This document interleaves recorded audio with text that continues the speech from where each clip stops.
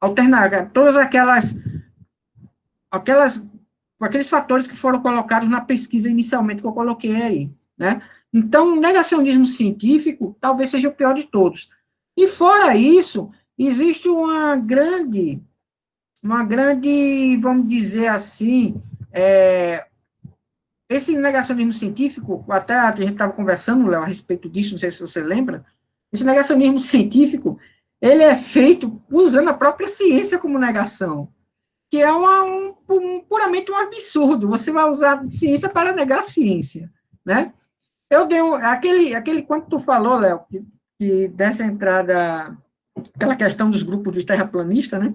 Eu dei uma olhada naquilo pelo Telegram, e realmente os caras são viajados demais, né? E eles usam a ciência para negar a própria ciência. Isso agrava mais ainda a situação de pandemia atual. Pelo seguinte, você tem um país, como o caso do Brasil, a expectativa, hoje saiu um planejamento, né, um cálculo feito em relação à pandemia, estima-se que até agosto nós vamos ter 150 mil mortos aqui no Brasil. A estimativa por alto é essa, até agosto, com mais de 1,5 milhão de infectados. Os Estados Unidos chegaram hoje a 2 milhões de infectados, né? Com 114 mil mortos, se não estou enganado. Então, assim, é questionável essa tentativa de negar a ciência. Talvez, não sei, por um projeto de reeleição, no caso do Brasil, ou dos Estados Unidos, que também está em processo de reeleição. O presidente Trump, né, anunciou hoje que vai voltar a fazer campanha, mesmo tendo a economia americana caído, com a expectativa de cair 8%. O país já tem mais de 20 milhões de desempregados. Então, assim, é uma, é uma questão, eu estou colocando isso apenas como introdução, como o pontapé inicial. Dessa questão da pandemia, não é somente uma questão ambiental em si, né? A questão ambiental é apenas a consequência do processo. Além dessa questão ambiental, dentro dela, a gente tem que inserir a questão social. A questão social perpassa isso. O desemprego, o aumento da violência, o aumento de conflitos, né, a negação da ciência, isso parte de um princípio que, na realidade, está levando o mundo a um caos. Na realidade, nós estamos mergulhando num caos científico, na realidade, nós estamos mergulhando numa piora das condições sociais e econômicas, né? O índice de desenvolvimento humano provavelmente vai cair mundialmente. Então, assim, isso seria apenas o pontapé inicial para a questão, para a polêmica, tá certo? Eu vou deixar aqui a palavra agora para Lucas falar um pouco. Eu não queria me alongar muito nessa introdução, mas eu queria apenas só dar um pontapé inicial. Obrigado, pessoal. Fica à vontade, viu, Léo? Obrigado, professor Washington, pelas considerações. Antes de mais nada, vamos fazer um teste com um fone super bacana do nosso professor Lucas. Você consegue falar, professor? Vamos.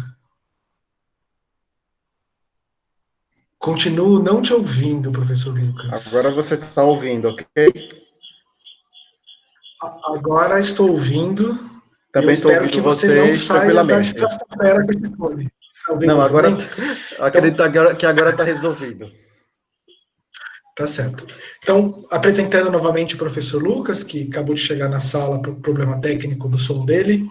O professor Lucas é da área de filosofia, aqui do campus Santana do Ipanema, do IFAL Santana do Ipanema.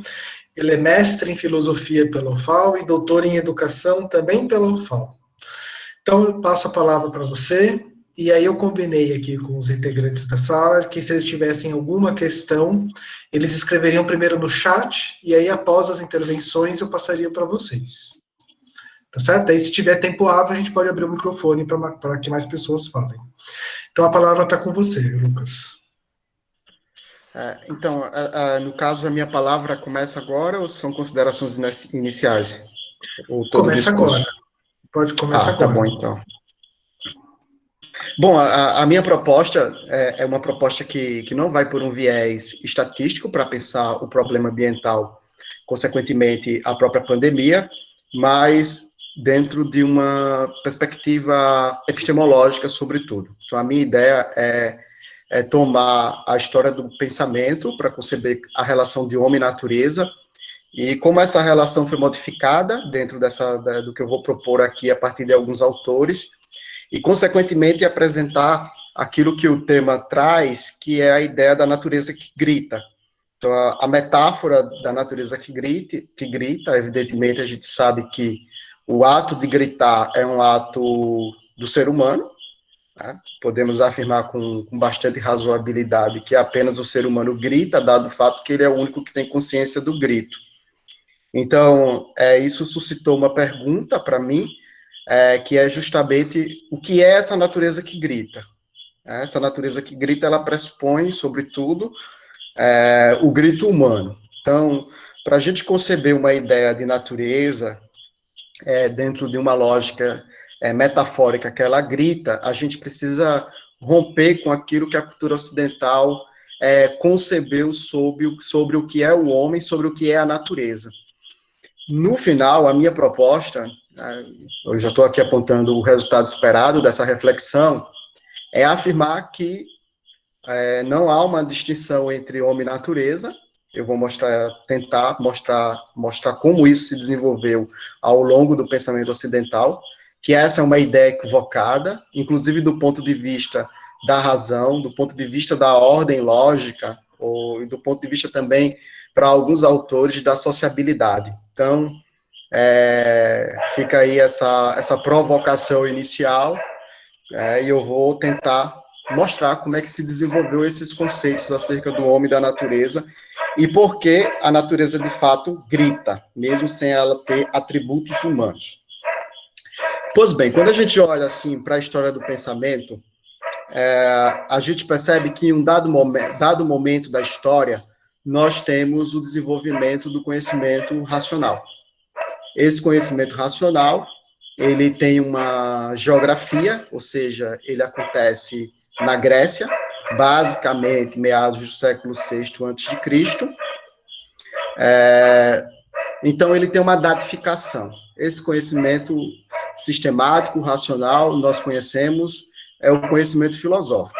Por que eu estou fazendo menção a essa ideia? Porque antes da filosofia, a explicação do mundo, inclusive do mundo físico, do próprio ambiente, da própria ordem natural, ela era uma desenvoltura que ocorria por meio tão somente das narrativas míticas. E os gregos, de alguma forma, romperam com essas narrativas míticas, apostando na razão. Então, eu vou fazer essa análise a partir, então, do século VI a.C., da Grécia, citando alguns autores, e mostrar como o percurso da razão modificou a ideia que o homem tem da própria natureza.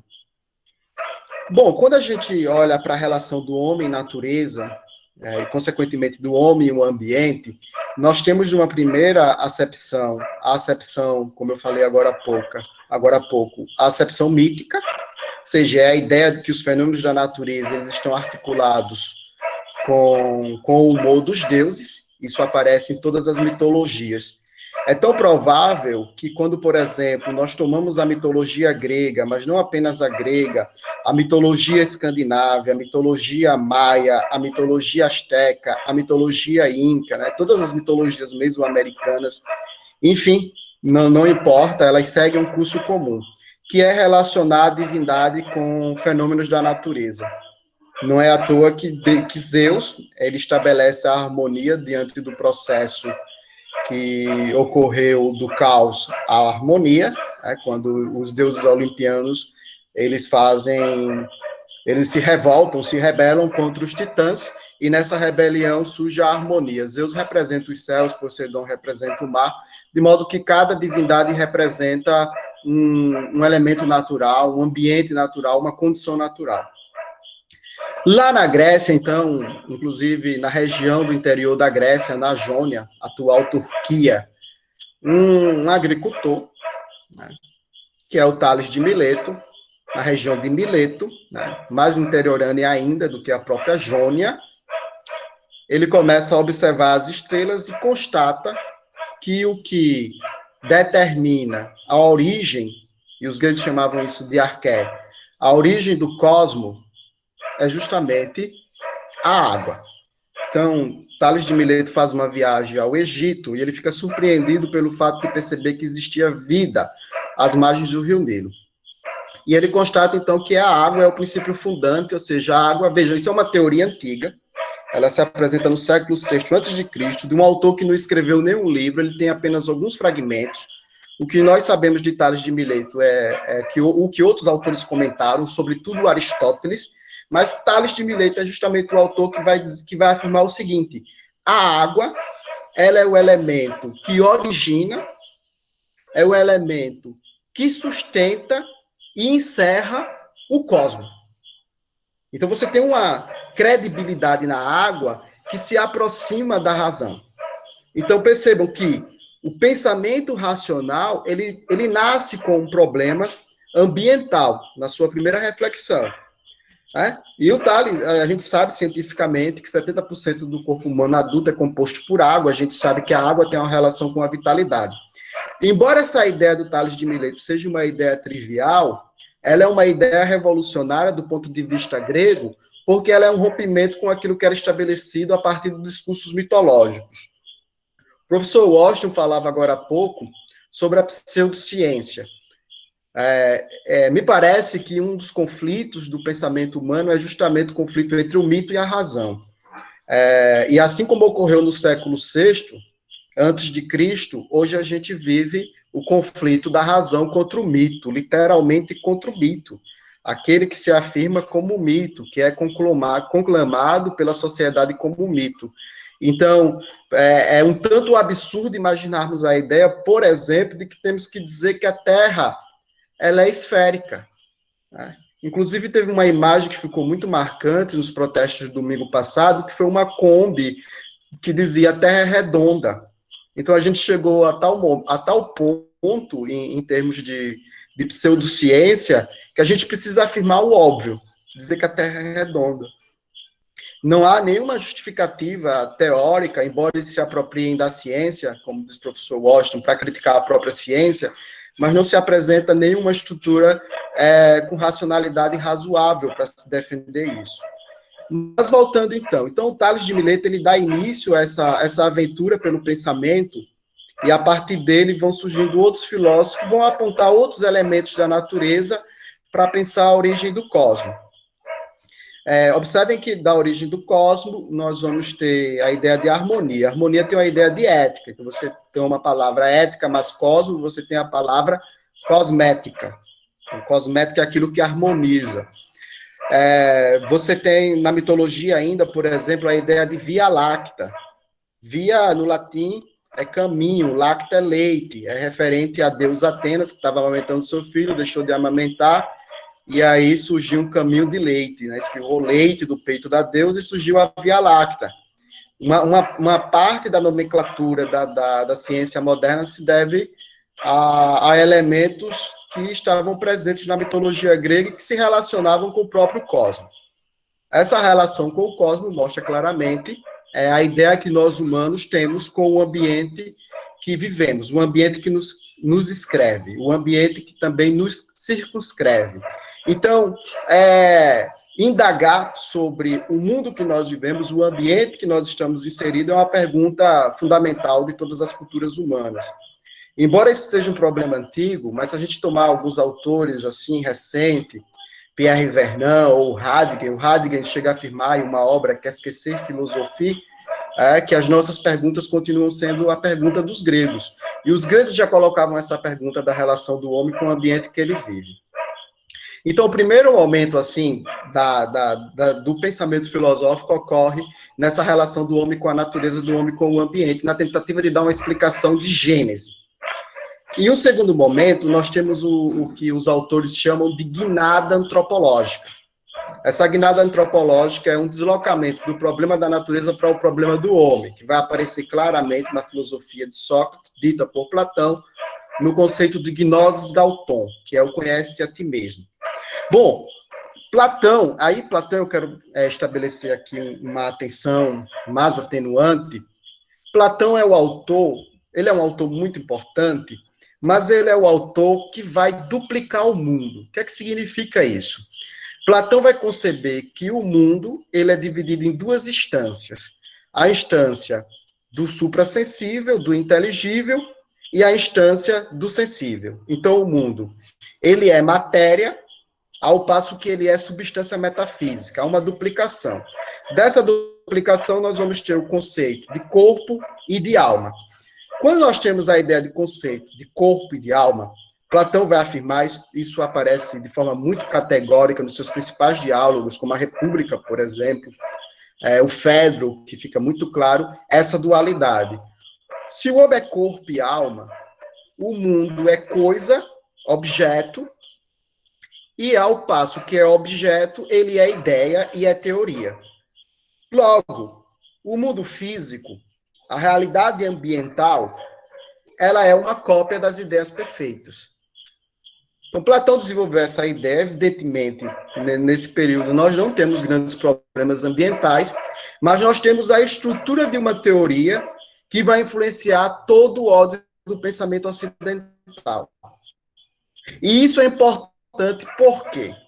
Porque, se a gente for levar assim, claro, eu estou falando aqui de forma mais genérica, mas se a gente observar, o problema ambiental, ele é um problema da cultura ocidental, fortemente ligado ao desenvolvimento do capitalismo, vinda da razão, vinda da ciência e de todo o pensamento filosófico que se desenvolveu.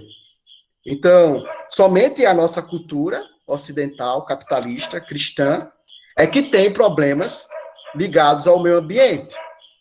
Okay? Isso é um aspecto importante. É como a questão da existência de Deus. O problema da existência de Deus, do ateísmo, é um fenômeno do cristianismo. É um fenômeno da cultura ocidental. Se você vai a uma tribo indígena, os índios não vão estar discutindo, não é pauta de discussão dos índios, provar se Deus existe ou não, porque já há uma relação de panteísmo entre Deus e natureza. Aquelas culturas também de matriz africana, seja do sul da África, do norte da África, dentro da heterogeneidade do pensamento africano, ela não se preocupa com questões de prova de determinados fenômenos. Então, determinados problemas são problemas particulares daquilo que a nossa cultura especificamente desenvolveu, e que começa lá com Platão. Quando Platão aponta essa dualidade, quando Platão duplica o mundo. Então, essa duplicação do mundo, ela vai servir de fundamentação teórica para outras vertentes filosóficas, e aí, embora o Aristóteles, é importante ressaltar também, embora o Aristóteles, ele não conceba o mundo dentro da ideia de Platão, que é essa divisibilidade entre corpo e alma, ele vai afirmar uma filosofia da natureza, mas ele aponta que a natureza, para ser tão qual ela é, ela ainda depende da realidade metafísica. O Aristóteles se preocupa com a ideia da causalidade. Encontrar uma causa que não tenha princípio, uma causa sem causa, que estabeleça a ordem do mundo, a ordem da natureza do mundo.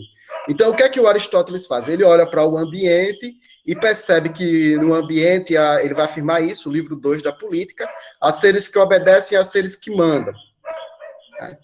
Ele vai dizer que isso ocorre tanto no reino vegetal quanto no reino animal. Ora, diz Aristóteles, se na natureza há seres que obedecem e há seres que mandam, na realidade humana não é diferente, porque o homem ele é um animal político por natureza, zoopolitikos.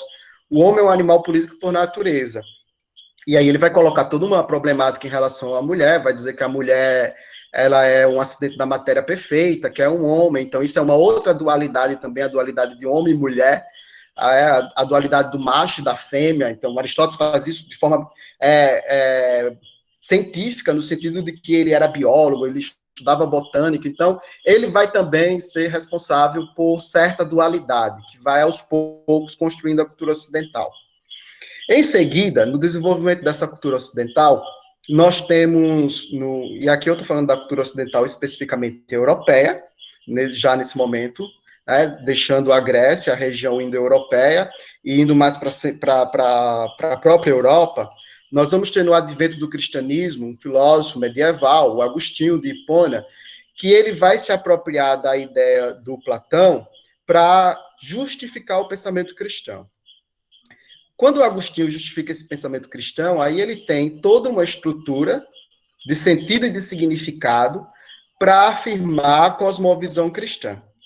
Então, você tem uma cosmovisão cristã que vai beber nas fontes do platonismo para dizer, por exemplo, que o homem é corpo e alma, que existe uma realidade material, uma realidade metafísica, que o cristianismo, por meio da arte, da sua teologia artística, vai expressar com a ideia de céu e de inferno. Especificamente o inferno, que é uma teoria vinda também da mitologia grega, do Hades, e que vai aparecer lá na Divina Comédia, do Dante Alighieri.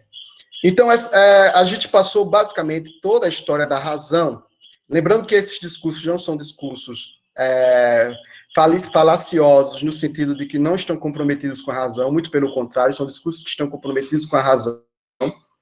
O impacto de uma teoria é um impacto que se desenvolve justamente por ela ser racional, por ela ter uma...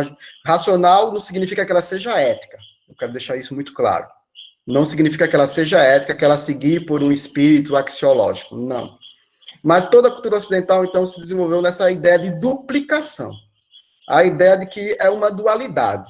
O homem é corpo e alma. O homem é corpo e espírito. Em uma linguagem mais psicológica, o homem é corpo e mente. E aí surgiu a ideia de que o ser humano, ele tem divisibilidade no seu corpo. Então, o homem ele é cabeça e corpo. Isso aparece também no pensamento cristão, isso é uma herança dos gregos, mas aparece no pensamento cristão. Então, o homem é sempre cabeça e corpo. É como se a cabeça, a mente, aquilo que é cognoscível, não fizesse parte do corpo. E aí a gente passou a vida inteira fazendo essa divisão. A gente passou o tempo todo dividindo, se separando da natureza. Desde o processo lá, como eu falei, desde o início lá, da antiguidade filosófica, no caso, na história do pensamento racional, até a modernidade vai consagrar, de fato, essa ideia, a gente sempre se separou da natureza. O homem sempre foi separado da natureza. Com exceção de alguns autores, como o Pascal, o Hume. O Hume já vai ter uma outra visão, porque o Hume é um filólogo, e ele vai tentar compreender a natureza do homem a partir da palavra. E aí ele vai, por exemplo, constatar que a palavra humano vem do latim de humus. Humus é o que fertiliza a terra. Então, o homo adâmicos seria o homem da terra, a ligação de que o homem é terra. Até mesmo na própria Bíblia, a gente vai ter insights de unificação do homem com a natureza.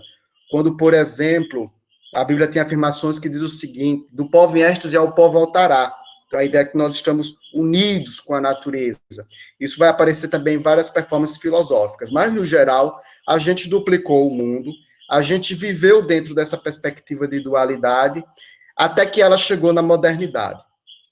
Quando ela chegou na modernidade, quando a gente observa o desenvolvimento do pensamento científico, que basicamente começa lá com a obra do Copérnico em 1547, o De Revolutionibus, sobre a revolução dos corpos terrestres e celestes, o Copérnico vai afirmar, por uma obsessão que ele tem pelo Sol, que é vinda do platonismo, e a gente percebe também a herança de Platão no pensamento científico. É preciso ressaltar o seguinte, que quando a ciência surge, ela surge ligada a saberes populares, ela tem uma influência também da magia vinda do Oriente e do pensamento platônico, pensamento neoplatônico. O pensamento platônico é obcecado pelo Sol, de forma mística, e isso vai aparecer nos autores da Revolução Científica. O que é que ocorre, então, na Revolução Científica? Ocorre uma redundância do pensamento de Platão. Não no sentido de que os modernos vão justificar esse mundo metafísico, não. Mas eles vão justificar a ideia e o princípio de dualidade. Essa ideia e esse princípio de dualidade, no campo psicológico, vai ter uma forte ligação com Descartes, porque Descartes vai reafirmar que o homem é corpo e alma, a res cogitans e a res extensa, ou seja, o corpo é a matéria extensa, a alma é a matéria privativa, ou melhor, é a substância privativa, é a substância que pensa. E aí ele vai estabelecer o famoso cogito ergo sum, penso, logo sou. Então, é a atividade do pensamento que diz o mundo, dentro de um princípio de dualidade, que fica muito claro em Descartes. Eu estou falando aqui de Descartes, porque Descartes é o principal autor da modernidade. A partir do Descartes, então, já que as atividades do pensamento, as atividades da teoria, que agora já compreendiam algumas nuances do pensamento científico lá, vindo de Copérnico, de Galileu. Galileu vai escrever lá no Sinderus Nuns, Mensageiro das Estrelas, o importante não é você compreender um mundo de papel, mas é compreender o mundo natural, ao passo que ele vai afirmar que a compreensão do mundo natural se dá por meio de uma linguagem matemática. Portanto, a dualidade está presente mesmo no pensamento de Galileu, porque o mundo é o que ele é, natural, mas ele é só possível dentro de uma linguagem matemática. Nós não temos aí uma ideia de linguagem que é natureza e natureza que é linguagem. A gente tem uma dualidade. Descartes vai fortificar essa dualidade, vai ser o responsável pelo pensamento moderno, vai dar fôlego ao pensamento moderno, e o Francis Bacon, e aí sim, com o Francis Bacon, a gente vai ter início aquilo que seria o mote para os problemas ambientais, porque o Francis Bacon vai dizer o seguinte: o que é que interessa a razão? O que interessa a razão é a experiência, é a empiria. E essa experiência significa o seguinte: o homem, isso expressões de Bacon, o homem tem o direito de explorar a natureza, tá, como um carrasco explora a sua vítima. Ou seja, ali na modernidade a gente não tem nenhum grande problema ambiental, a gente não tem ainda o desenvolvimento, no início da modernidade a gente ainda não tem o desenvolvimento do capitalismo dentro dos moldes que vai aparecer posteriormente, e você tem um autor, que é um autor renomado, que é responsável de combater os ídolos da tribo, como ele afirma na sua obra, né, os ídolos, as mitologias, enfim. Mas ele é um cientista que vai afirmar o seguinte: nós temos o direito de explorar a natureza como o carrasco explora a sua vítima. Então, o que é que ele está conclamando com isso? Primeiro, um otimismo em relação à ciência, ou seja, o homem moderno ele pode explorar a natureza. Por quê? Porque explorando a natureza, mesmo sendo de forma violenta, ele vai ter um retorno. Esse retorno vai ser, segundo Bacon, vai ser a capacidade que os homens vão ter de viverem mais, e, de fato, uma das características da modernidade é justamente o fato de nós ampliarmos a nossa expectativa de vida. Com a revolução científica, a expectativa de vida ela dá um salto de 40 anos para 60 anos de idade, porque com a revolução científica, que parte da revolução astronômica, nós vamos ter a revolução anatômica e nós vamos ter a revolução urbana. Então, o espaço habitado vai sendo modificado, nós temos aí o surgimento de uma geografia habitacional, que começa a trabalhar a imigração de forma mais sólida, ao passo que nós temos também um desenvolvimento histórico, as grandes navegações, que vai dando fôlego ao capitalismo moderno, como nós o conhecemos hoje. Então, o Bacon ele é o arauto, digamos assim, daquilo que seria posteriormente proclamado na Revolução Industrial. Então, quando nós chegamos na Revolução Industrial, esse conceito de dualidade permanece, e esse conceito de dualidade ele vai ter uma ligação muito forte com a dualidade entre o que é o pobre e o que é o rico, defendida por uma concepção ainda naturalista, né? Ou seja, a ideia de que é natural que alguns sejam pobres e outros sejam ricos, vindo lá da antiguidade, bem como a exploração de gênero, a exploração do homem pelo próprio homem, enfim. Uma série de exemplos vindos da história para elucidar esse problema. Então, a questão é, a ciência, e aí eu cito aqui o Weber, lá no início da Ética Protestante do Espírito Capitalista, ele afirma que o grande mérito do capitalismo, e o fato do capitalismo funcionar, é porque o capitalismo é científico. Ele se pauta por um imperativo racional para se desenvolver tão qual ele é. Então, o que é que eu quero colocar aqui? Né? A gente fala muito de pseudociência, de negação da ciência, mas a gente deve também se permitir a crítica à própria ciência. sobretudo a partir da concepção contemporânea de que teorias científicas são refutadas. A ciência, ela se permite criticar. E quando eu falo aqui de desenvolver uma crítica à ciência, eu não estou discorrendo essa crítica meramente no aspecto ético, né? Porque assim seria uma perspectiva, digamos, pobre. É preciso você fazer uma crítica à ciência naquilo que concebe a própria epistemologia da ciência, ou seja, a própria teoria científica. E aí, é a partir dessa crítica que eu quero apontar o seguinte. A partir da fenomenologia, Edmund Husserl, vai surgir um grupo de teóricos no início do século XX, em torno do pensamento do Heidegger, Hannah Arendt, Han Jonas, Emmanuel Levinas, que vai conceber o seguinte: olha, não dá mais para a gente compreender que o homem pensa com a cabeça. Essa é uma ideia obsoleta. Nós não podemos mais acreditar que há uma divisão entre o pensamento e o que está fora do pensamento. Uma divisão entre o que é o homem e o que é o ambiente. Essa é uma visão de duplicação. Então, qual é a ideia posta? A ideia posta é a seguinte: o homem, ele é natureza. E, embora isso pareça muito óbvio, a gente precisa elucidar essa questão. Por exemplo, eu estou no litoral norte, estou passando a quarentena com os meus pais, e algumas pessoas dizem assim: você está em contato com a natureza. Quando eu estava na cidade, era como se eu não tivesse em contato com a natureza. Eu tenho que me deslocar para ter contato com a natureza. Mas a questão é, eu sou a natureza, e a natureza sou eu. Então, o que é a natureza? O que é essa natureza que grita? Essa natureza que grita é a expansão do homem. Então, é o homem que grita. Ora, se a natureza é uma expansão do homem, e se a gente for para a filologia, a gente vai constatar isso muito claramente, a costa do mar, são sempre elementos ligados ao próprio homem, enfim, a órgãos do próprio homem. Até a ideia de cidade, ela se organiza a partir do corpo do próprio homem, né? O que é central, o que é periférico, vias coletoras, vias arteriais, a gente estuda isso em legislação de trânsito, tá? Para poder compreender o espaço habitado. Então, o espaço habitado, o meio ambiente, é o próprio homem. Ora, se não existe essa divisão de corpo e mente, se o pensamento não é com a cabeça, o pensamento é geográfico.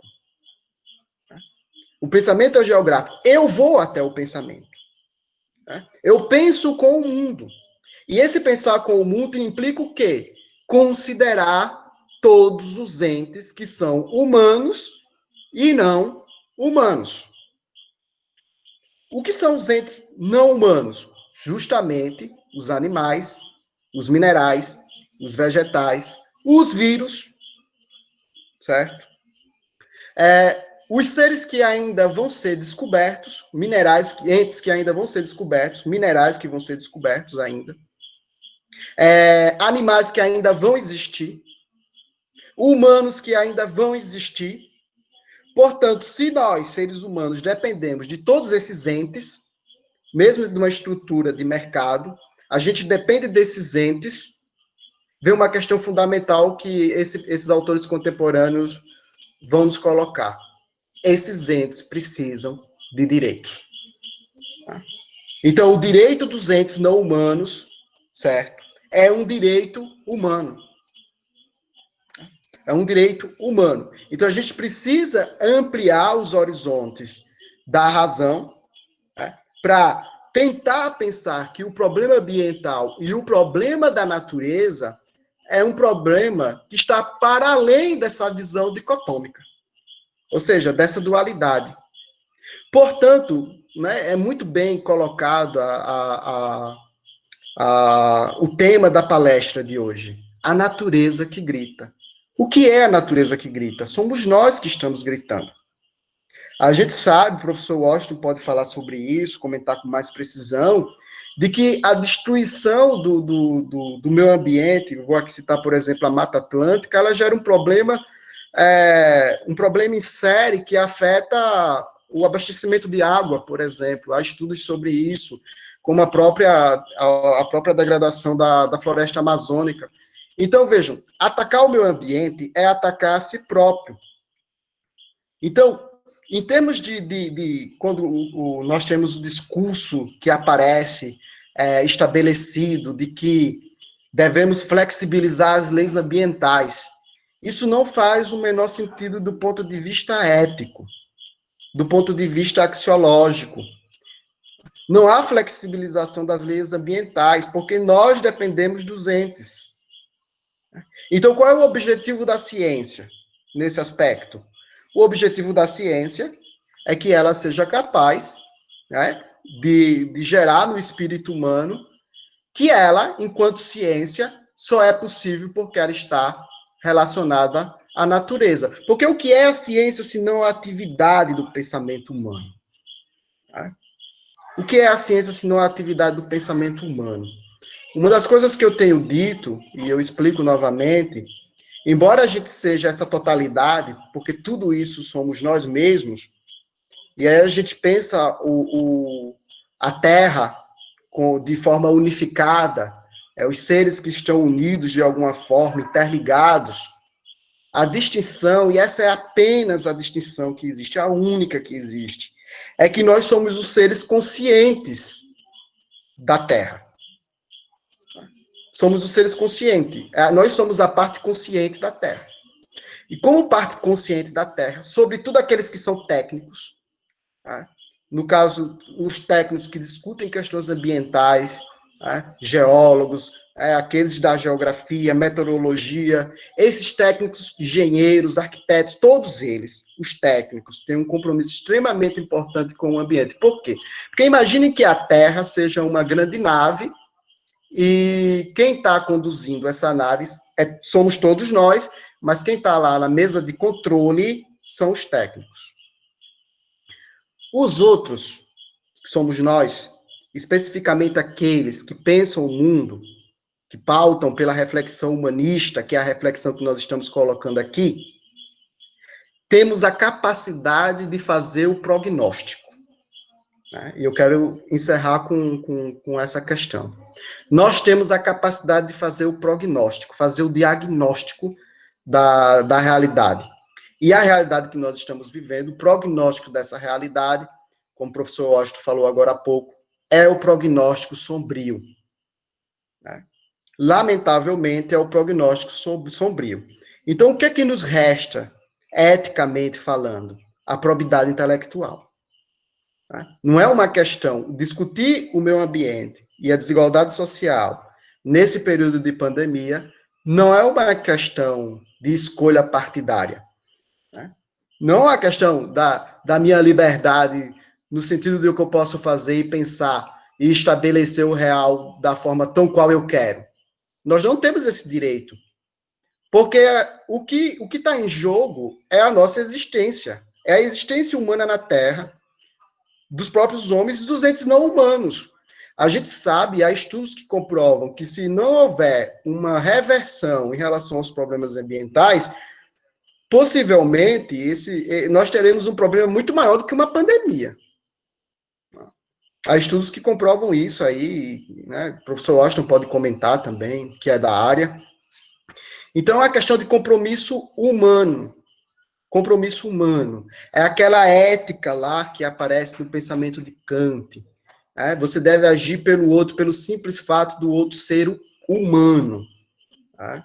E, consequentemente, agirmos de tal forma que a nossa ação tenha como princípio uma autêntica vida humana na Terra. E para termos uma autêntica vida humana na Terra, nós precisamos cuidar dela. Então, eu encerro com essas palavras e passo a palavra agora para o professor Leonardo. Muito bem, professor Lucas, obrigado pela fala.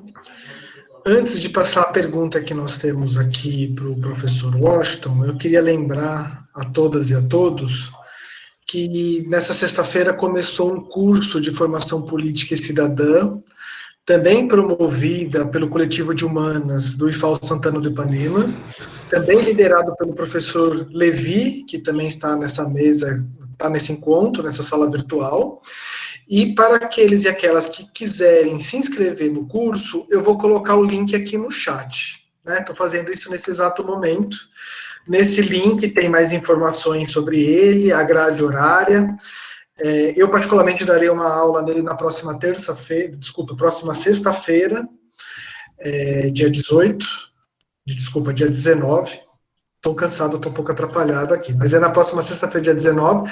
Lá tem as informações, se inscrevam, que vai valer a pena. Vai estar lá o Lucas, o Levi, eu e o professor Washington.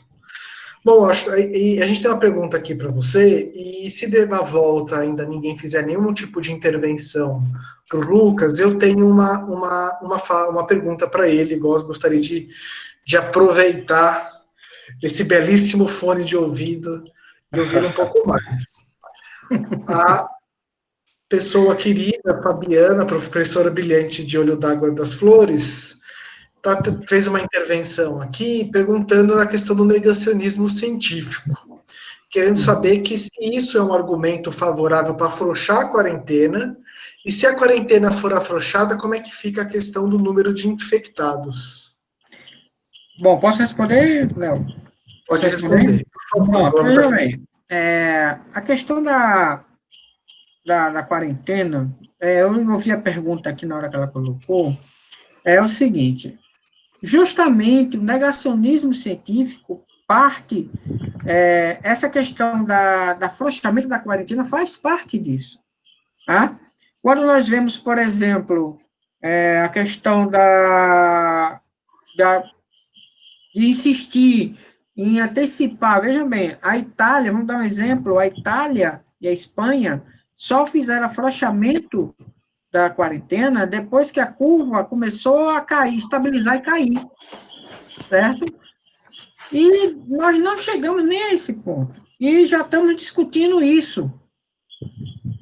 A questão, como o Lucas foi brilhante na sua fala, em questão do meio ambiente, da interação homem-natureza, que é essencial, né, nessa questão.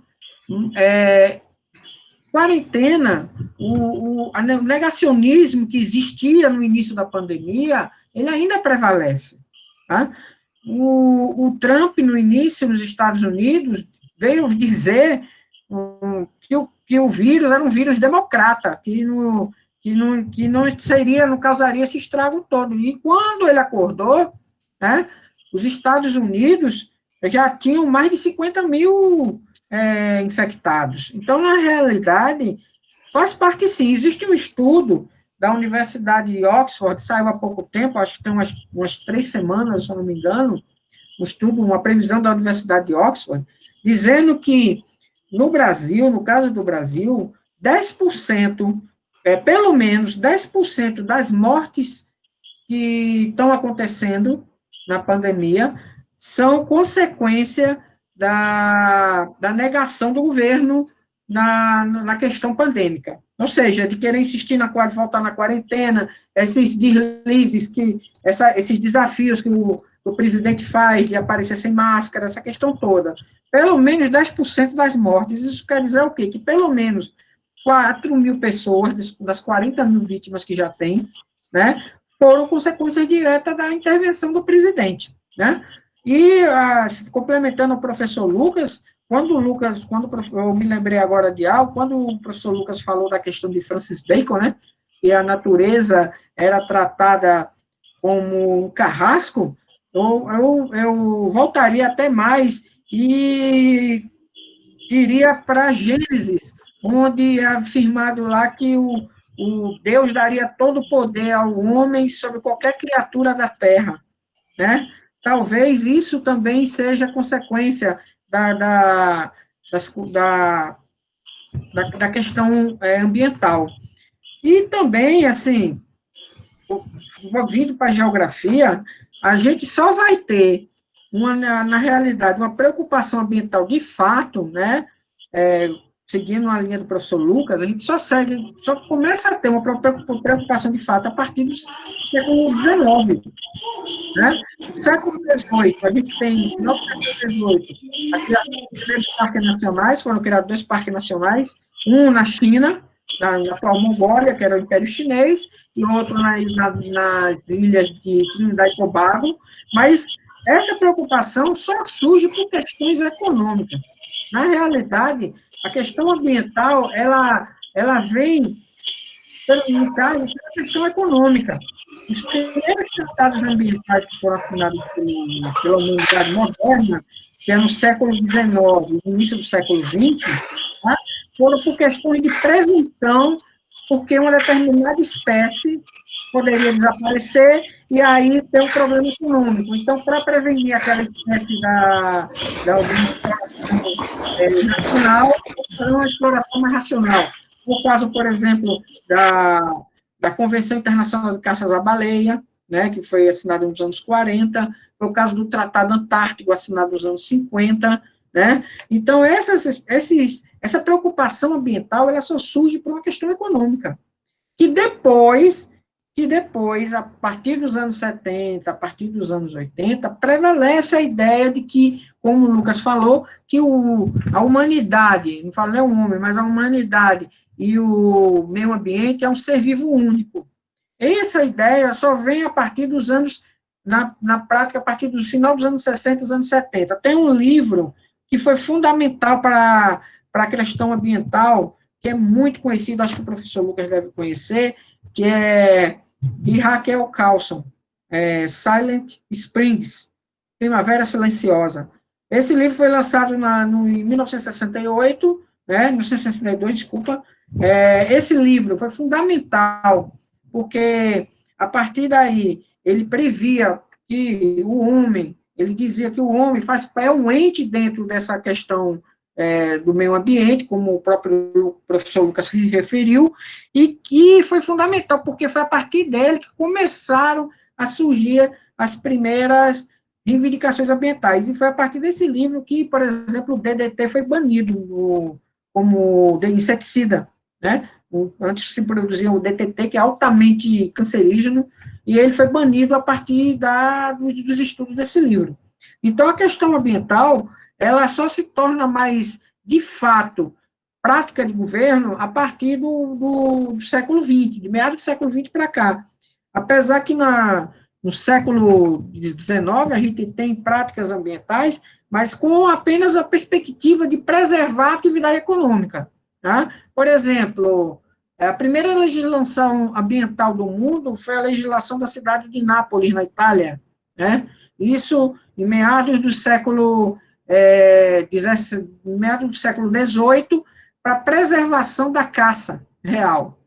Né? O rei de Nápoles, naquele período, baixou um código no qual ele, para preservação ambiental, mas não preservação ambiental, mas preservação de espécies que seriam caçadas pela realeza. Então, na realidade, a questão ambiental, ela vem na ideia de preservação econômica, tá?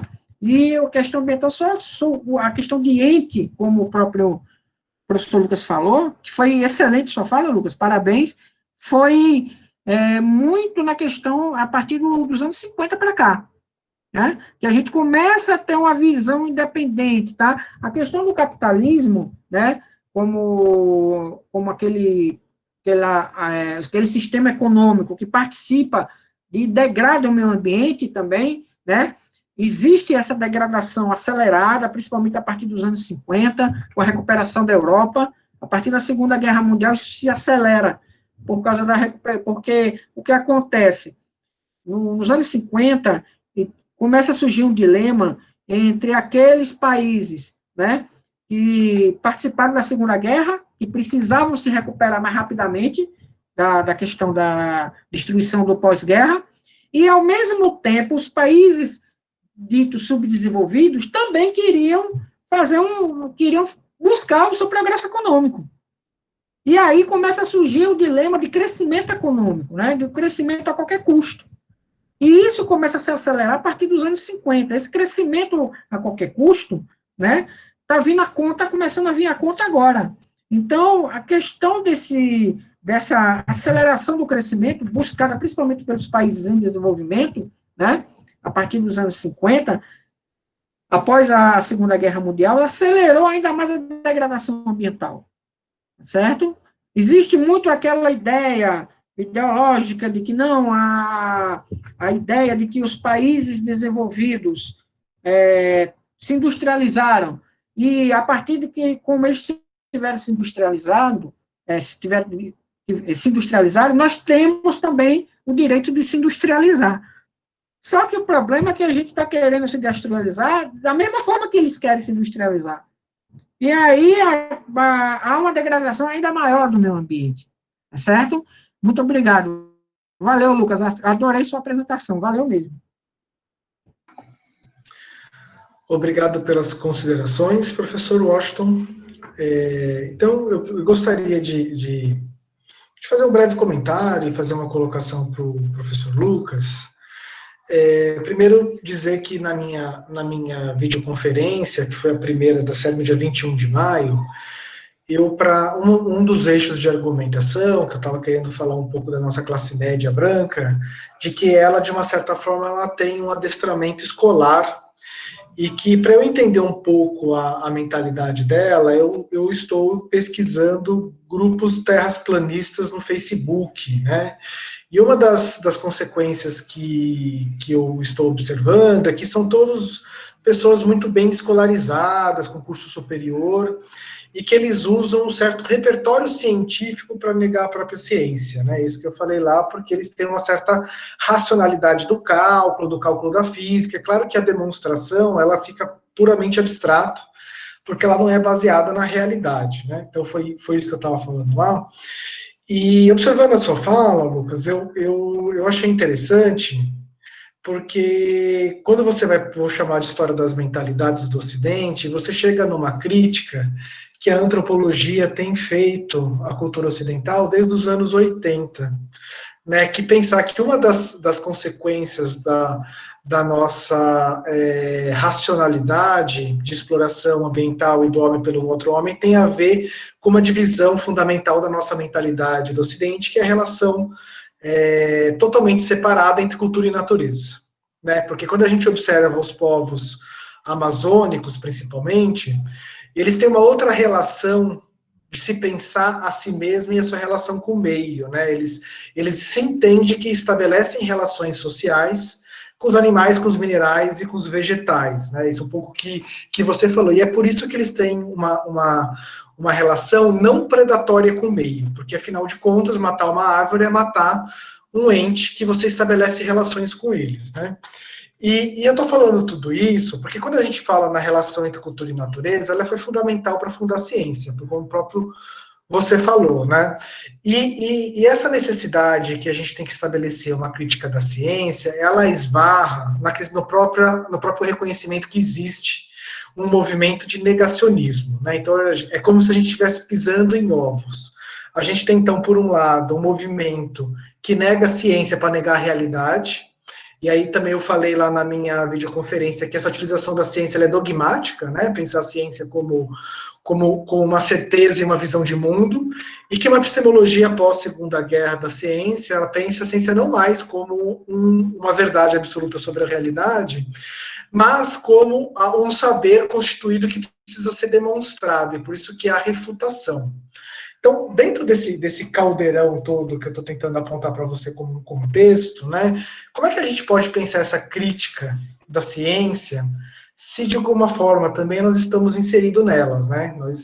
E a ciência ela trabalha também nessa chave da fragmentação, e assim trabalha a nossa mentalidade, né? Então, eu fiz ciências sociais, depois eu fui fazer antropologia, depois eu fui fazer antropologia da religião, e daqui a pouco eu vou fazer antropologia da religião do movimento XPTO, entende? Porque a gente vai trabalhando sempre na chave da especialização e da fragmentação, porque a universidade ela funciona nessa chave, e aí ao mesmo tempo que a gente tem que salvar a universidade, a gente tem que fazer uma crítica construtiva dela mesma. Isso é um primeiro ponto. E o segundo ponto, que eu acho que foi um pouco das falas do chat aqui, de que você explanasse um pouco a questão da relação, então, entre cultura e natureza, na chave do domínio capitalista sobre ela, né? Então, porque eu acho que tem algo a mais, além de a natureza ela ser distinta das relações dos homens, como se a gente pensasse apenas os homens entre eles e a natureza em si mesma, né? Como se não tivesse um caminho, também está estabelecido que há um critério de dominação, né, de dominação absoluta. Então, como eles não têm consciência, como você bem falou, e uma das definições de consciência, inclusive, ter a noção de que você é finito, né? Que você é limitado e que você é finito. Então, como eles não têm essa relação de finitude com eles mesmos, ela pode ser dominada. Então, como é que a gente pensa, então, por um lado, como fazer a crítica da ciência, fazendo parte dela e tentando salvá-la? Uma resposta fácil, você tem aí 2 minutos. E uma outra pergunta é, como é que a gente pensa, então, essa relação de cultura e natureza, nessa chave da dominação capitalista que o Washington tentou também falar um pouco do pós-guerra para cá, e essa chave da dominação. A palavra está contigo, amigo.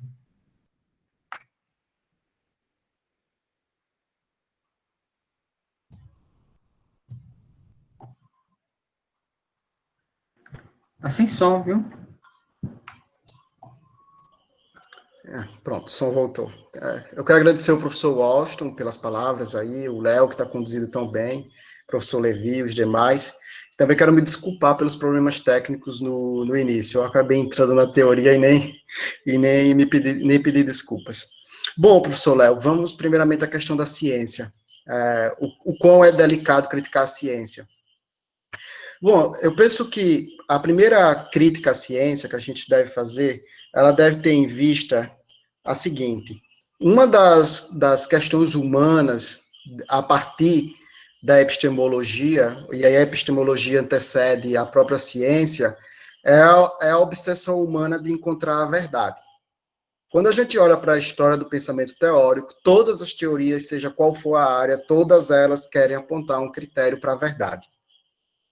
Lá, desde dos pré-socráticos, passando pelos medievais, você tem o princípio de adequação, adequatio principium et rerum, lá de Tomás de Aquino, que a verdade é um certo princípio de adequação da coisa à mente, né? Eu vou adequar as coisas do mundo à minha mente. Você sempre terá um conceito de verdade. A ciência, ela não pode atingir a verdade. Isso, quem vai constatar esse princípio é o Thomas Kuhn, que era um físico e filósofo, historiador da ciência, nos anos 50.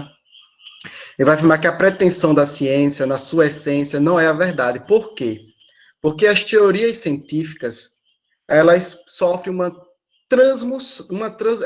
modificação. Elas não permanecem sempre sendo fixas, elas são contínuas, elas são movimentos de pensamento contínuos. E aí o que é que o Thomas Kuhn vai constatar? Olha, você tem uma forma de conhecimento que, embora tente encontrar a verdade, a sua essência nunca vai ser encontrar a verdade.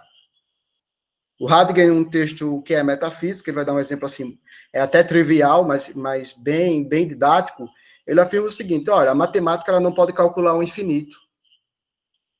Se ela não pode calcular o infinito, ela esbarra no problema da verdade. Logo, se você tem uma forma de conhecimento que não pode lhe garantir a verdade, porque o conhecimento da sua estrutura está em modificação, ela é passível à crítica. E aí, o que é que o Thomas Kuhn vai afirmar? Ele vai afirmar o seguinte: essa crítica, ela é consequência da quebra de um paradigma. A ciência ela tem que conviver com quebras de paradigma. Eu vou dar um exemplo clássico de quebra de paradigma. O que é um paradigma, primeiramente? Paradigma é um conceito, uma teoria estabelecida.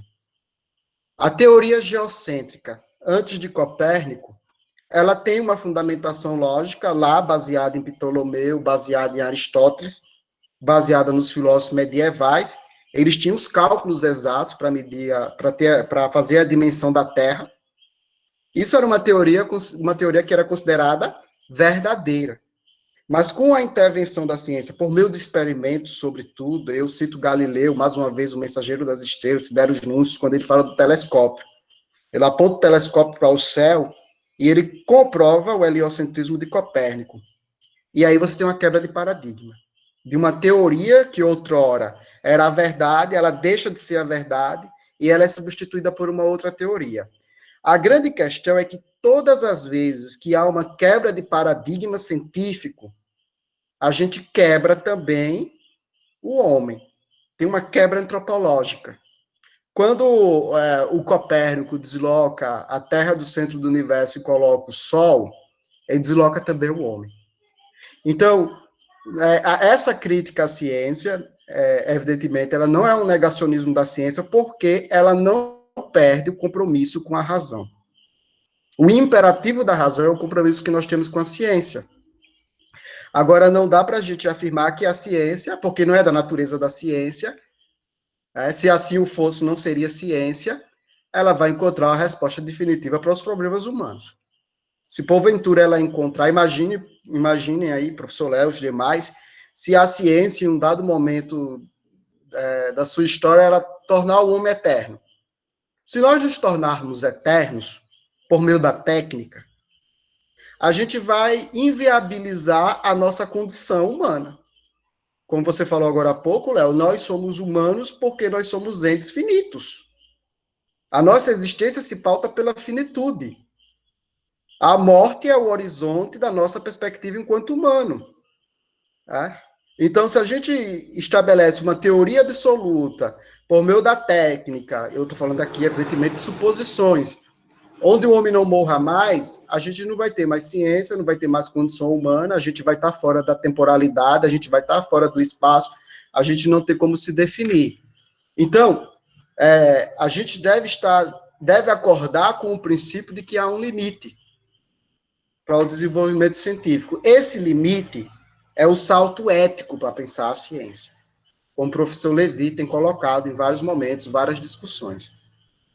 Quando nós temos esse salto ético, aí eu já entro na tua segunda colocação, nós temos a necessidade de refletir o modo de produção capitalista. Né? Se há a possibilidade de questionarmos a ciência nos seus fundamentos epistemológicos, inclusive matemáticos, porque se você tomar alguns autores, eles vão questionar princípios matemáticos, ou princípios linguísticos, se você toma, por exemplo, Wittgenstein, que é considerado o maior autor do século XX. Então, a partir dessa crítica, esse olhar axiológico voltado para a ética, a gente pensa o modo de produção capitalista, porque a produção em série, ela não tem condições primeiro, de manter todo o ordem humano que existe na Terra, porque o que nós produzimos, o que nós transformamos, é matéria-prima vinda da natureza, os objetos que nós usamos, todos os entes que nós usufruímos, é matéria-prima vinda da natureza, e a gente já sabe claramente isso, que a natureza ela não tem matéria-prima suficiente para uma lógica que produz em série.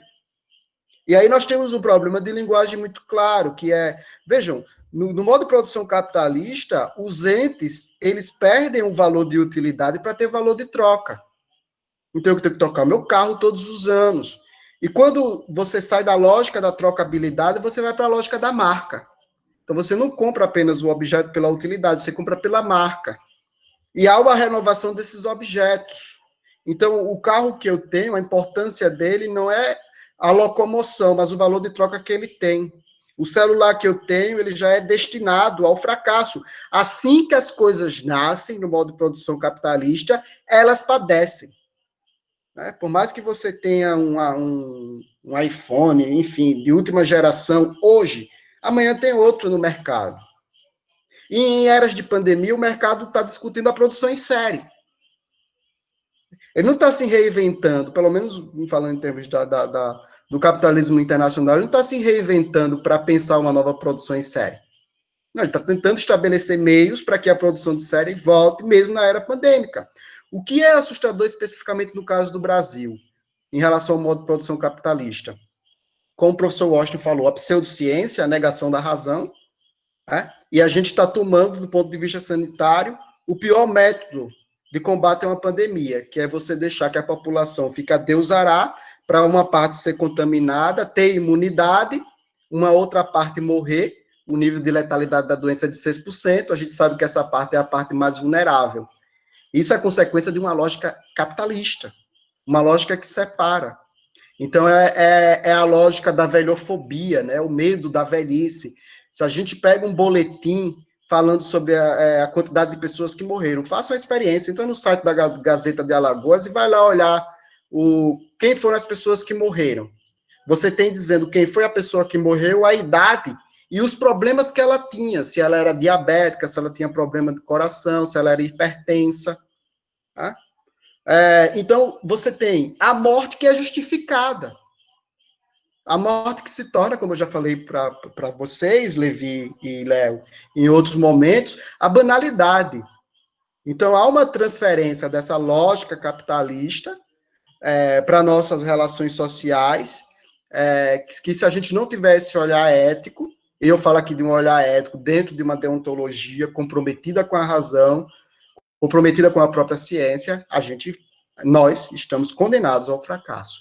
A palavra está contigo, professor Léo. Muito obrigado pela resposta, Lucas. Alguém perguntou aqui do curso de política, as inscrições ainda estão abertas. Coloco o link novamente para aqueles e aquelas que quiserem se inscrever, às segundas, quartas e sextas, e vai até setembro, mais informações no link. Eu gostaria já, então, de encaminhar para o final, gostaria de ainda passar a palavra para o Levi, para ele fazer o encerramento oficial do evento, mas e o link está fechado, o Levi está falando aqui. Então, tá, a gente vai ver isso, mas tem informações sobre o curso lá, né? Eu gostaria, então, de agradecer ao professor Lucas, que acabou de cair a conexão dele. Também gostaria de agradecer ao professor Washington.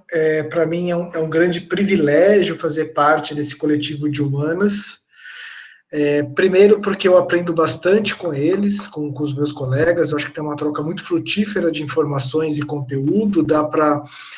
Sempre que eu posso, eu participo também das aulas dos colegas para poder aprender. E segundo, porque é um grupo muito atuante, não é só por causa da pandemia, e nós estamos fazendo esses cursos, mas antes da pandemia a gente estava sempre pensando na questão das lives, das extensões aqui em Santana do Ipanema, então é um grande orgulho e privilégio de fazer parte desse coletivo. E eu ainda tive a sorte de abrir o evento e agora estar no final dele agora como mediador. Esse é o quarto evento dessa mesma série de seminários. Então, eu dou a aula hoje como encerrada e eu gostaria de passar a palavra para o professor Levi, que é a liderança da organização desse evento, para que ele faça o encerramento do evento. Obrigado, Léo, Washington, Lucas, Danilo, que está presente também, aos colegas que não estão aqui, mas é importante a gente mencioná-los, ao Diego, que fez as artes, à professora Dani, que fez a palestra da semana passada, ao professor Paulo e ao professor Júlio. Eu tenho dito que sozinho a gente consegue fazer algumas coisas, mas em equipe, em coletividade, e ainda mais considerando que a gente é ser social, que a gente vive junto, que a gente precisa do outro, e que por vezes a gente esquece disso e acaba não lembrando que viver em sociedade é viver tendo corresponsabilidades, né? Eu gostaria de reiterar que um evento como esse, e como também o curso de política que a gente está iniciando, só é possível por conta do time, por conta da coletividade de uma ação conjunta. Por mais que, por exemplo, o curso reflita em grande medida a grade de sociologia que a gente tem no Instituto Federal de Alagoas, né? Normalmente, nem eu, nem o Léo, a gente consegue dar conta daquilo que a gente está colocando no curso, e a gente também não aborda com a propriedade ou com a possibilidade de atacar o tema tão ampla como construindo o evento, construindo o curso coletivamente. E nesse mesmo sentido, né, é importante reiterar que trabalhar em equipe, trabalhar em conjunto, trocar ideia, né, compartilhar, é base de uma sociedade que quer se estabelecer a partir de um regime democrático, né, reconhecendo a diversidade, reconhecendo a pluralidade, sabendo lidar com o contraditório, usando o contraditório como ponto de partida para construir algo melhor, se é assim que a gente pode dizer. Então, esse curso foi construído nessa perspectiva, tanto de trazer uma problematização, nesse momento que problematizar e refletir me parece ser, né, uma questão de emergência. A gente precisa debater sobre o que é um ser humano, sobre o que é ser brasileiro, né, sobre o modo de vida que a gente tem adotado, e nessa perspectiva, a sequência de encontros foi organizada justamente para pensar isso, né? O primeiro encontro a gente falou sobre a construção do Brasil, a construção de uma sociedade que é extremamente desigual, né? A gente viu né, os aspectos históricos, os aspectos sociais, políticos, culturais da formação desse Brasil desigual. Depois a gente debateu, né, como a desigualdade tem usando uma palavra que está no título desse encontro, né, saltado aos nossos olhos e gritado mesmo, como o povo das classes mais baixas, né, das regiões mais periféricas, das zonas não iluminadas, como falou o Júlio no encontro, né, encontro, inclusive, que eu fui tomado em grande medida pela emoção de estar debatendo esse tema, porque não é um tema, não é uma coisa assim, né, só do estudo acadêmico. A desigualdade é algo que faz parte da nossa existência, que está presente na vida de todo mundo, seja você de classe baixa, né, da ralé, seja você da elite, né? É claro que uns sofrem mais a desigualdade que os outros, mas pensando que estamos todos conectados, como colocou o professor Lucas, a desigualdade é um problema de todos nós, e por isso a desigualdade permeia todas as nossas discussões. Depois a gente teve um debate sobre educação, arte e desigualdade, também tive a oportunidade de falar nesse encontro, e hoje terminando com essa discussão do meio ambiente. Lucas parece que ainda não voltou, mas Lucas também tem bastante estudo, bastante leitura em um autor, né, que marca o pensamento brasileiro, que é o Leonardo Boff, pensamento em defesa da natureza, de uma ética voltada para a convivência humana, que, como o Lucas falou, é o que tem faltado, né? Eu disse no encontro sobre desigualdade, sobre a situação da desigualdade para as populações mais pobres, menos favorecidas economicamente e em outros aspectos, né? E disse também no encontro sobre educação. Eu acredito, inclusive vou participar de um evento no sábado, que a minha fala tem exatamente esse título. Eu acredito que a gente chegou em um ponto de mutação, sendo que nós somos seres que produzimos história, pessoal. Nós somos agentes, né? Somos sujeitos. Então, é necessário que a gente tome as rédeas, né? Que a gente acione essa consciência que o Lucas mencionou, que o Léo mencionou, que o Washington mencionou, né? Que a gente tem tentado cutucar aqui com esse evento. E a gente, tomando as rédeas da nossa consciência e da nossa ação, a gente, né, gradativamente, é claro que não dá para mudar de uma hora para outra, mas gradativamente a gente comece a buscar uma outra lógica de vida, e é possível, né? Por exemplo, tem estudos da agroecologia, né, das ciências agronômicas, agrárias, que mostram que é possível a gente ter uma produção agroecológica e subsidiar a humanidade como um todo de alimentos suficientes para que elas se alimentem, para que elas consigam a nutrição necessária para viver, né? Tem estudos na área da ecologia, do meio ambiente, da economia, inclusive, né? Eu participei de um evento há 3 anos atrás, eu acho, 4 anos atrás, que discutia, né, cultura, educação e sustentabilidade. Lá se falava sobre economia circular, sobre produzir produtos, né, bens que não viram lixo, que voltam, né, que a gente pode ir reutilizando permanentemente. O problema é que, como a nossa vida ela se dá numa arena de disputas, uma arena, inclusive, de disputas baseadas em visões de mundo, em maneiras de existir, em culturas e em várias outras situações, né? Por exemplo, a agroecologia, por exemplo, a economia circular, a produção circular, que não é só produção, é produção, consumo, reutilização, reuso, né? O bem não perde valor, tudo isso acaba ficando em segunda opção. Eu disse agora há pouco no chat, né, que o ser humano, e o Lucas apontou muito bem isso ao longo da fala dele, né, que o ser humano se coloca como um próprio vírus da humanidade e do mundo como um todo, né? Aí, a ideia do título desse último encontro foi justamente para fazer a gente pensar o quanto a gente, né, acaba atuando de maneira desarmônica com a gente mesmo, humanos, e com os demais entes, com os demais seres que integram, que compõem a natureza. Então, apesar de a gente ter tido para esse encontro mais de 100 inscritos e estarmos aqui agora com, né, pouco menos de 40, eu me dou totalmente por satisfeito. Eu acredito que o evento, né, ele alcança o sucesso que, como o Léo falou em um outro encontro, não é meramente sucesso econômico, é muito mais o sucesso de cutucar mesmo, de problematizar a realidade e fazer com que a gente pense, e quem sabe a gente pense e atue para enfrentar verdadeiramente os paradigmas que têm servido de base para a gente conduzir a nossa vida, né?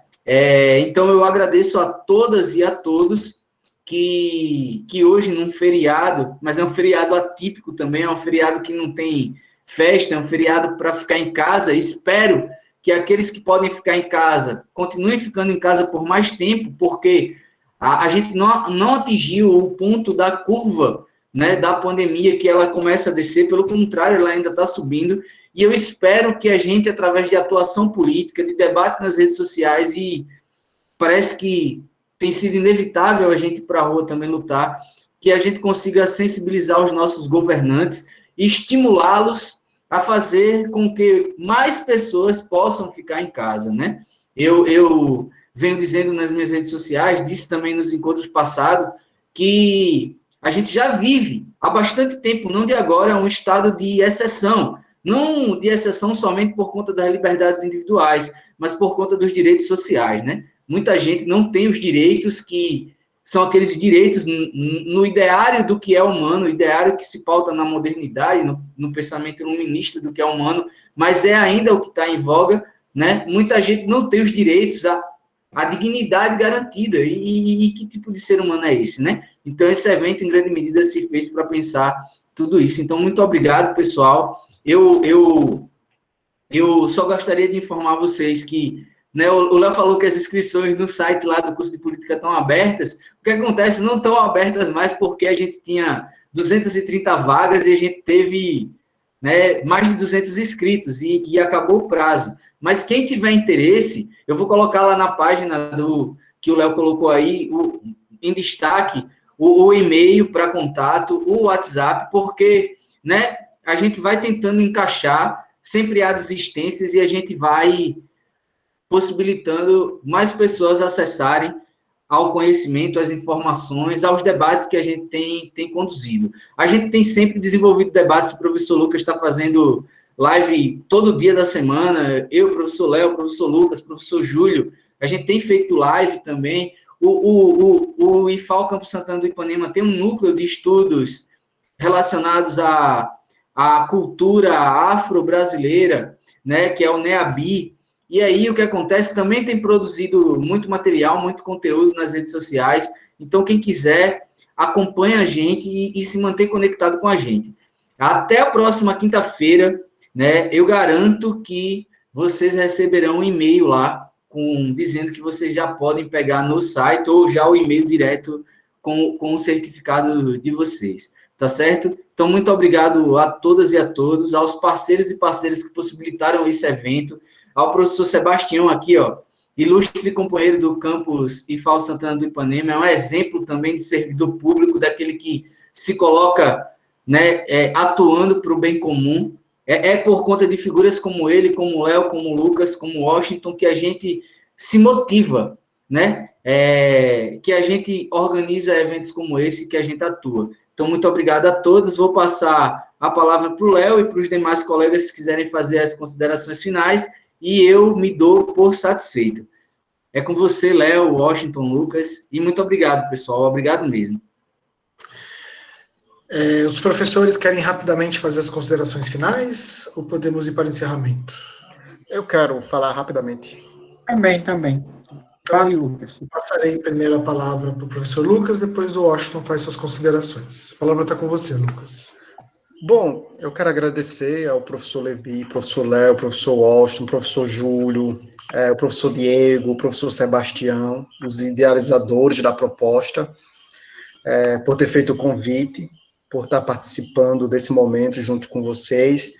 Quero agradecer também a todos os nossos alunos do campus IFAL e também aquelas pessoas que têm acompanhado as nossas atividades além do campus IFAL. Então, a gente, por conta desse mecanismo online, uma plataforma digital, a gente consegue atingir várias pessoas. Então, eu só quero, assim, afirmar a minha felicidade. Muito obrigado a todos vocês. Professor Washington, sobre considerações finais. Obrigado. Eu queria agradecer a todos. Eu não queria cometer uma injustiça de não falar o nome de alguém, mas especialmente a Léo, ao professor Levi, tá certo? A toda a equipe pelo esforço. E dizer também, né, com uma reflexão, que a gente vive numa situação em que a gente vive uma crise política, vive uma crise econômica, uma crise social e uma crise ética, ao mesmo tempo, as 4 crises simultaneamente. Mas a gente tem que ser otimistas e vamos sair dessa, né? Lembrar que nós, como o Léo falou, né, como o Lucas falou, vivemos numa sociedade em que o modelo já se esgotou, já está se exaurindo, nosso modo de produção ele é insustentável, né? Esperamos que depois dessa pandemia a situação mude de uma forma em que tenha mais justiça social, mais emprego, né? Tenha mais paz, né? Para todos. E eu agradeço mais uma vez ao convite de toda a equipe, tá certo? Eu agradeço muito ao Levi, né? Que foi o organizador impecável desse evento, né? A Léo como mediador. E, Léo, nós estamos começando e encerrando, né? Começando e encerrando. Léo foi o debatedor, eu fui o mediador, agora sou debatedor, Léo é o mediador. Né? E, de repente, quem sabe fazer outras propostas dessas, porque é disso que o povo mais precisa, né? De acesso à educação de qualidade e acesso a debates como esse, né? Respeitando sempre o contraditório. E obrigado, pessoal. Boa noite a todos. Bom, pelo poder investido a mim, pelo coletivo de humanidades, declaro que esse evento está encerrado, Pandemia e Desigualdade. Um grande abraço a todos, um beijo e nos encontramos na próxima. Muito obrigado, pessoal. Até a próxima. Valeu, pessoal. Tchau.